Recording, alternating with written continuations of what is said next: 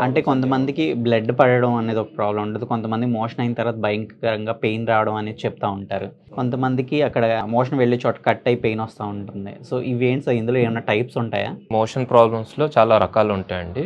ఒకటి ఫిషర్ అంటాం. ఫిషర్ అంటే మన మోషన్ వెళ్ళే దారి ఉంది కదా!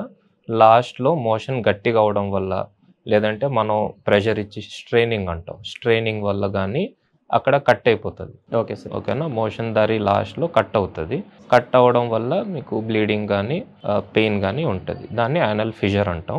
ఇంకొకటేంటంటే మన మోషన్ ఎళ్ళే దారి కొంచెం ముందు అక్కడున్న రక్త కణాలు ఉబ్బుతాయి. దానికి కూడా సేమ్ రీజన్స్. మన మోషన్ ఫ్రీగా అవ్వకపోయినా, ప్రతిరోజు అవ్వకపోయినా, మోషన్ గట్టిగా అయినా సరే ఇలాంటియన్నీ డెవలప్ అవుతాయి. డెవలప్ అవ్వడం వల్ల ఏంటంటే మీకు అది రప్చర్ చేసినప్పుడల్లా మీకు బ్లీడింగ్ అది ఉంటది. దాన్ని హెమరాయిడ్స్ అంటాం. మనం ప్రెషర్ ఎక్కువ పెట్టే కొద్దీ, మన స్ట్రెయిన్ అయ్యే కొద్దీ అవన్నీ అలా స్లోగా బయటకొస్తాయి. అంటే అది స్టేజ్ 1 నుంచి స్టేజ్ 4కి వెళ్ళి బయటకొస్తాయి. అలా వచ్చినప్పుడు మనం వెంటనే చూపించుకోవాలి. మన చేయికి తగులితే చూపించుకోవాలి. లేట్ చేస్తే దానివల్ల కాంప్లికేషన్స్ వచ్చి, పెయిన్ వచ్చి ఇబ్బందులొస్తాయి.